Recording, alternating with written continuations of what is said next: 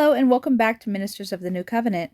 Today, we're going to be talking about the Geneva Bible versus the King James Bible and which one Protestant Christians really should be reading. Okay, so we're not really going to go into the other versions that are out there, like New King James and let's see, NLT, HCSB, NASB, all those other versions, ESV. We're not going to go into all those versions because I'm going to start this from the basis of being a KJV only person and then questioning that because I used to be where I would read different versions for different reasons. And then after doing a lot of research, then I became KJV only. And there's good reason to support that argument, really. But now I've gotten to the point, because of further research, where I am reading the Geneva Bible, and I'm going to share with you why that is. There's not a lot of information out there that actually compares the Geneva and the King James only Bible, and so that's the reason I wanted to put this information out there. This isn't going to be all-inclusive or super deep. I'm just going to put out a lot of reasons real quick for you to kind of compare the King James Bible position and the Geneva Bible position. Okay, so let's just get right into it. And we're going to start this out by talking about King James, first of all. Who was King James himself?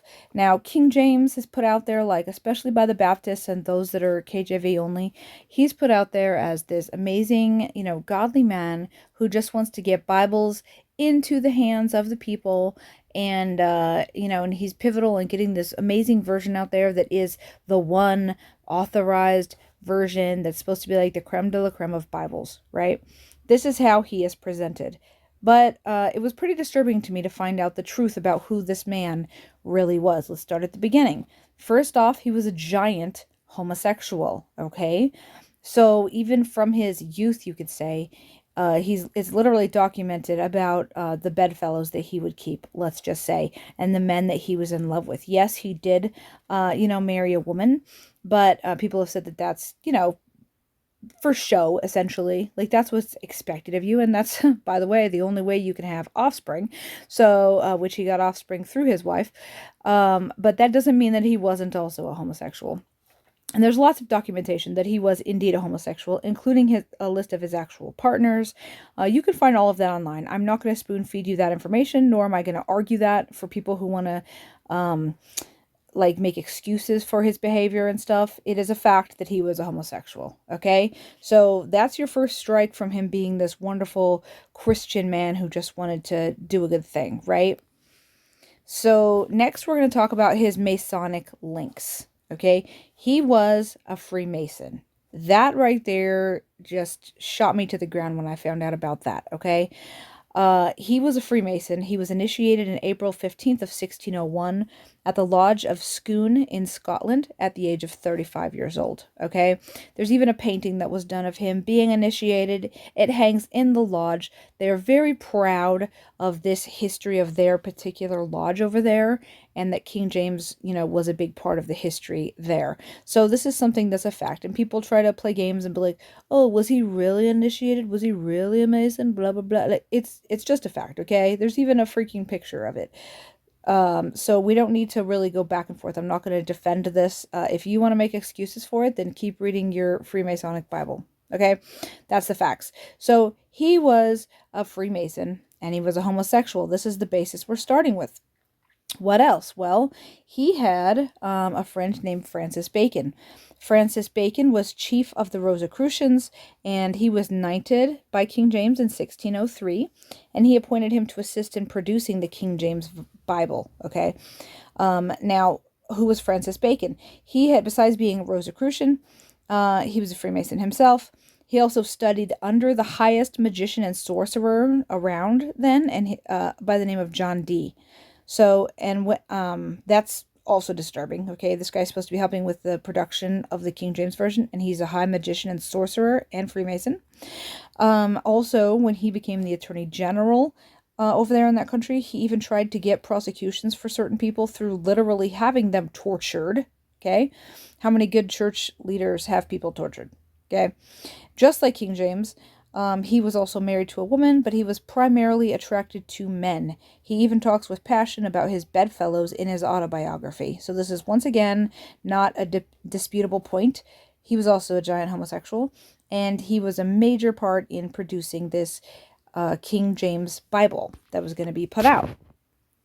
Now let's go into the reason he put this Bible out, King James, okay? We've already been able to discuss certain things about his life and how he obviously wasn't living like a good Christian or anything else. Why did he want this Bible put out? Well, there was already an English Bible out. So it's not like he was doing the people this giant favor, okay? Tyndale had already put out his New Testament. There was already the Coverdale Bible, the Matthews Bible. There's even the Bishop's Bible, but that one's also not good, but we'll get into that another day. And then there was the Geneva Bible. Now, the Geneva Bible was the first big mass-produced, I should say, entire book. It was the entire Bible, mass-produced, and it was with a legible font instead of being like the old Gothic font. And it also had chapters and verses so you could navigate through the Bible. So this was the first one of its sort that was actually in the hands of the people, that was affordable and sized for normal people to have it in their homes. And it was literally known as the Bible of the Protestant Reformation. If you look that up, it is still the Bible of the Protestant Reformation, not the King James Bible, the Geneva Bible. And all these people back then, they had it in their homes. They loved having these Bibles in their homes, okay? King James did not like the Geneva Bible, and he spoke against the Geneva Bible. You can look up quotes about that, things that he said against it. And he had multiple issues with it. The biggest thing was that it was Protestant. Now, he was Anglican. He was not a Protestant, guys. Hello. He was Anglican, / Church of England, which was barely like different from the Catholic Church. So he was practically a Catholic, for goodness sakes. They only created the Church of England so that that other king, King Henry VIII, could get a divorce from his wife. It wasn't because he saw the problems in Catholicism or something. He just wanted to be able to get divorced. It's really simple. So, essentially, this was still a Catholic church, practically, Anglican church. And they're the ones that had a problem with the Protestant Bible, which was the Geneva Bible. And he wanted to bring people back to more of this Catholic thinking and mindset.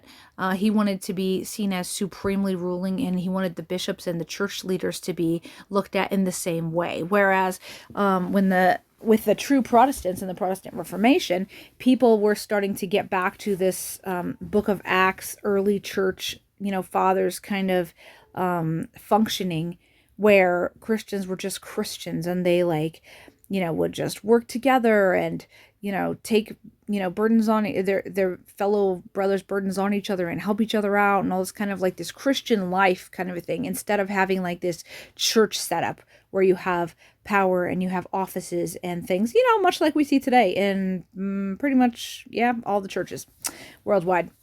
Okay, it's become this other thing that we do not see in the Bible, right? And King James really wanted to get Protestants kind of like rounded up and back to, this structure and this control that they really didn't have over Protestants, because instead of looking to their governments and their church leaders as supreme, they looked to the Lord Jesus, God himself, as supreme. So he wanted to kind of round up the Protestants, and so they needed to get a new Bible that would promote that structure that they wanted more.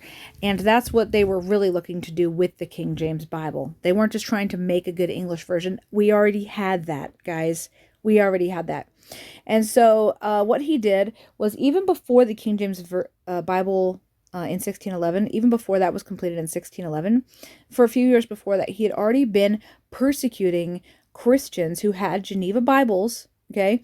He was persecuting them, and then even when they were trying to flee, then he was trying to keep them from fleeing, literally by setting up roadblocks and just completely sending his guards after people who had Bibles and wanted to live separate from this, kind of like Catholic structure and lifestyle, who were rejecting that. Not Catholic, Anglican, same thing though, right? So he was giving them a hard time even before the King James Bible was completed. And this is documented in William Bradford's book called Of Plymouth Plantation. And he was alive back then. He was a teenager during those times, and he was there, and he talks about all of this. So this is a fact, okay? King James was not a superhero. He wasn't this great hero of the Christian faith. That is a lie. You've been lied to, and it sucks, okay? So I get it, but that's the way it is, right? Things are not what they seem. So at any rate, he's giving them a hard time. Then 1611, he gets his Bible out. This is just a quick timeline. He gets his Bible out and tries to force that into the hands of the people. They don't want anything to do with it. Yeah, go figure, because he'd already been giving them a hard time and persecuting them and messing with the churches before this, for years before this. So when he put his Bible out, you think that they wanted his Bible, his authorized version, the only one that you're authorized to have? No, the people, the general people, rejected it. And so after trying to force that on the people for a while, he eventually made it literally a felony to even be in possession of a Geneva Bible. And no Bibles, Geneva Bibles, could be printed. In England, they had to be imported from other countries with really high tariffs and stuff, because they were just he was really trying to discourage anybody and forbid anybody from having a Geneva Bible. So if he was just trying to make a good version, let's say he's a nice guy like people want to pretend, and especially the KJV onlyists, if he's this great person, why is he persecuting people for having a Geneva Bible?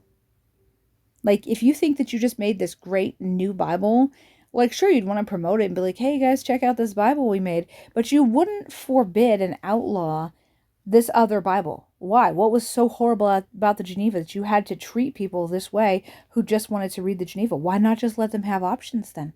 Why not let them have choices? But no, he shows through his actions here that something is very, very off, okay? If he was a good guy, he wouldn't have a need to do that. So let's go into the textual sources, the manuscripts that are used. This is just a little bit of a different, it's still on the same topic, okay? KJV versus Geneva. So the KJV has a very heavy Catholic influence that people have recognized in it. And that's largely because while they did use the Hebrew and the Greek, they also used the Latin Vulgate for their translation for the KJV. The Latin Vulgate is itself a translation, and it's essentially a Catholic Bible, like the early version of like a Catholic Bible. Like the Catholics accept the Latin Vulgate, as theirs. And the KJV used this in its translation in addition to the Hebrew and the Greek. And so you're going to have, you're probably not going to recognize it, that there's this heavy Catholic influence, but it is indeed there, woven through and added into the scriptures in the KJV. Now, that's one thing that made the Geneva different, is that a lot of the versions before that, that were put out, even the Tyndale and the Coverdale and some of those, they used the Latin Vulgate as well. Go figure, because they were all coming out of Catholicism, so they're using some of these Catholic documents. Well, the Geneva was the first of its kind not to use the Vulgate, which to me as a Protestant, that's a win-win, okay? Because I'm not interested in reading Catholic documents or manuscripts because I'm a Protestant Christian. So that to me is a big deal, that the Geneva is the first one, the first of its kind to make this mass-produced Bible of the, Old and New Testament using the original Hebrew and Greek, and they did not use the Latin Vulgate. That is big to me. Now, the other thing about the Geneva is that you need to know is that how was it produced? We know how the King James one was produced because I just told you the history of that. The Geneva was produced because, 50 years before, a little over 50 years before the King James Bible, Queen Mary, she had become queen, and there's a reason they called her Bloody Mary, okay? She was super, super Catholic, and so she started super persecuting Protestants. And to the point where she was called Bloody Mary for a reason, y'all. So a lot of Protestant Christians had to flee, so they wouldn't be killed. And so a bunch of scholars, Protestant, mind you, Christian Protestant scholars, had to flee away from Mary, and they ended up on this, island over in Geneva or whatever. And that is where they were like, you know what? We're going to make this Bible in the language of the people so everybody can read this for themselves, because, like enough's enough with this Catholic stuff going on, right? So that is where multiple Christian Protestant scholars got together, and under this persecution, this is when they made the Geneva Bible. Now they also made, and they used the Hebrew and the Greek, like I already told you. They also used some of Tyndale's works and stuff, if whenever they needed that to help them with clarification on stuff. But they did not use the Vulgate. Then after that, then they had it basically printed in mass for people. So this was very exciting to the people. Now they had also included, they really wanted the people to just understand the scriptures for themselves without popes and priests and bishops and stuff, right? So they actually put in their scholarly notes in the margins of the Geneva Bible. And this was, kind of like, I think this was the first one of its kind to do something like that, where they would tell you, hey, the papacy, that whole Roman system is the beast in Revelation. Like they put these notes in the margins of the Bible, of the Old and New Testament, so that people would be able to read and know what they were reading, because this was new, right, to have Bibles in the hands of the people. So I'm generally against study Bibles. To me, it's fascinating, though, to be able to read the margin notes, specifically from the 1560 Geneva Bible, because we can see our Protestant ancestors, what they thought, literally at the start of the Protestant Reformation and all this, in the heat of it. What did they think about Revelation? What were they seeing? So I don't take those margin notes as scripture, because they're not. But I am interested to see what they say, and maybe I'll agree with them, and maybe I won't. I won't take it as scripture, like I said, but it is still like a historical, fascinating thing to have those marginal notes. So those don't bother me, because if I disagree with them, then I just disagree with them. They're not scripture. And so those who want to, pick on the fact there was marginal notes, whatever. You guys all read study Bibles anyways. I don't generally even like study Bibles, but the marginal notes are fascinating. And it is, actually, I did want to note that I was having a hard time finding the difference between the Geneva 1560 and the 1599, because there's like these two different revisions. And from what I've been able to read, the actual Bible, the Geneva Bible, has not changed. It's the marginal notes that were changed later on and added to and such. So I prefer to go with the older one, the original 1560, okay? Which just so happens is super hard to find, but it is out there. The 1599 is a little easier, but still hard to find. The only difference really being the marginal notes. Now, the marginal notes in the later one has a much more... it leans way more Calvinistic and promotes Calvinistic views, and I'm not a Calvinist. So I'm not like, into the notes leaning more Calvinistic, but that still doesn't bother me, because I could read it and just be like, oh, that's super Calvinist. I don't believe that, because I'm not a Calvinist. And there's reasons for that too, which I can make in a different video. But that's the main difference between, if you're looking up Geneva Bibles, between 1599 and between the 1560. So I would go with the earlier one, because that's me. That was the one that was originally made. No point to have a revision. They didn't revise the Bible anyways. It was just the notes that were revised. So you can get a facsimile copy of the 1560 or the 1599, if you prefer, version of the Geneva Bible.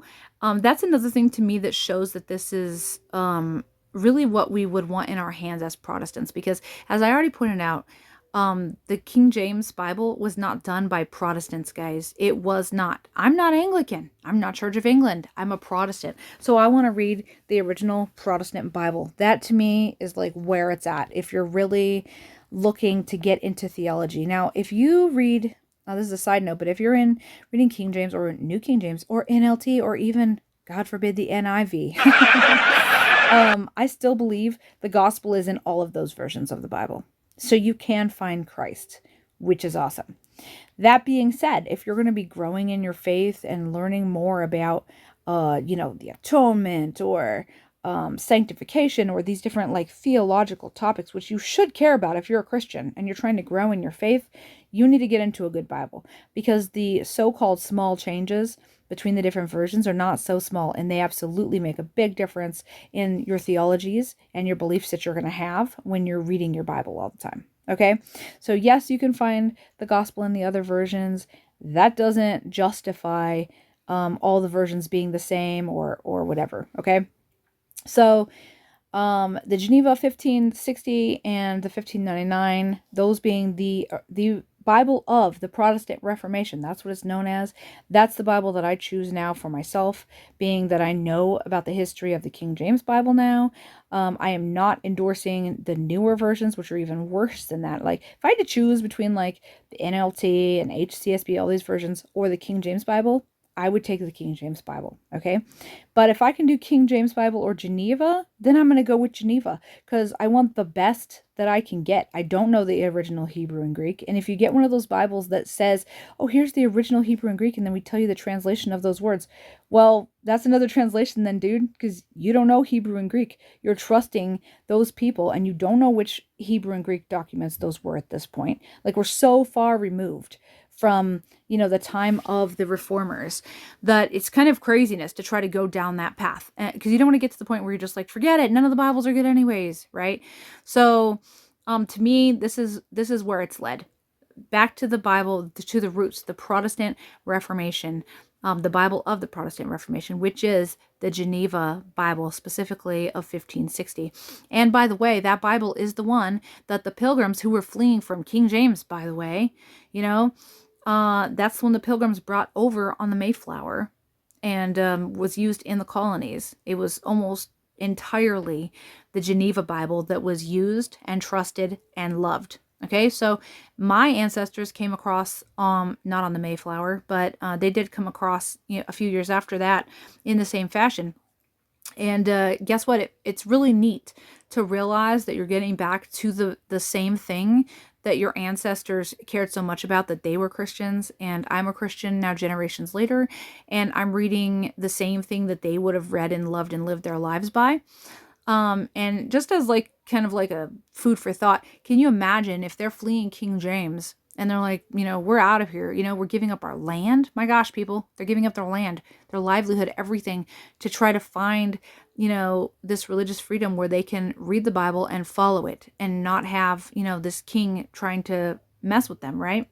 Imagine their horror to find out that their descendants years later embrace, love, and defend the King James Bible. Don't you think that's kind of bizarre? Like your ancestors would like roll over in their graves kind of a thing? So I just want to put that out there as food for thought, because I do think that that's kind of like a good perspective to think about. One thing that I didn't get to talk about yet, this is kind of like a all over the place video, but I hope it's all good facts that you're interested in. There is Freemason and Rosicrucian artwork all over the 1611 KJV. So if you have any doubts about King James or those associated with it being Freemasons, look at the original artwork of the 1611. You will see that it has the one eye symbolism all over it, and it has the Freemasonic handshake.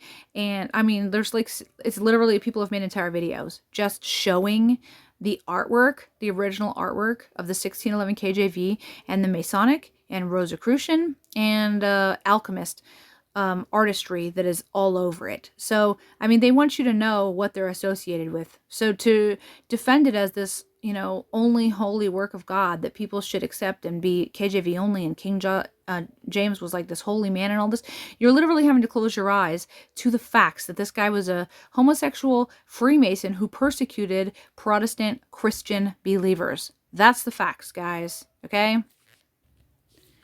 And another thing that just really made all of this really legitimate to me was realizing how promoted the King James Bible actually is. There's an entire movement, the KJV only people, right? Which is predominantly Baptist, which is probably the biggest so-called Protestant, Christian denomination out there. And a lot of them are KJV only, man. And they make videos about it and everything, attacking every other version.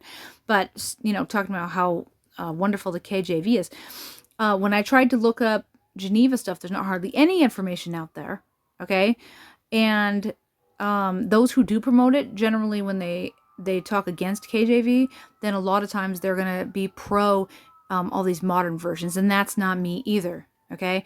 So I'm promoting the Geneva Bible as the Bible of the Protestant Reformation. And I really believe because of this, that's why it's so difficult to really get your hands on one. Like, you can order a Geneva on Amazon.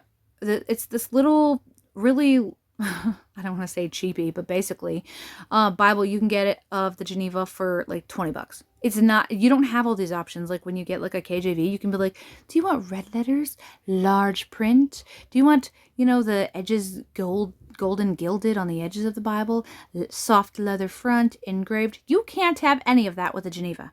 Okay? It's like if you want your nice, precious, beautiful Bible, or do you just want the raw Bible of the Protestant Reformation? And it ain't pretty. Okay? The Geneva Bible is it's just plain looking. You can get a nice one. There's like two options. You can have the plain one, or you can have a really nice one. The nicest one is going to cost, to get a nicer one with leather on it, is hundreds of dollars. And that's like the only two options out there. So that to me kind of speaks volumes too. That it literally is like the straight and narrow path where they're making it not even like really easy to access this word of God. That's kind of bizarre if you think about it. Whereas the King James, you can get, like I said, you can practically have a Bible ready-made, to order, So that kind of shows too, just the difference right there. So that's basically what I wanted to share about the differences between the King James, between the Geneva Bible, just to put this information out there, because like I said, I really have not seen hardly any information out there to actually expose this topic. And I've really only barely got into, the most basic ideas about this. We could get in a lot deeper about comparing certain verses in the King James and how they changed that, from the manuscripts. They changed that instead of what the Geneva says, and how much simpler the Geneva is to read.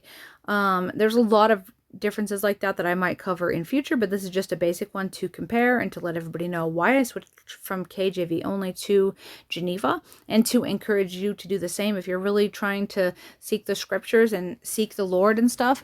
Man, get yourself a Geneva 1560, hopefully facsimile, because then it'll have the marginal notes as well if you get one of the facsimile versions.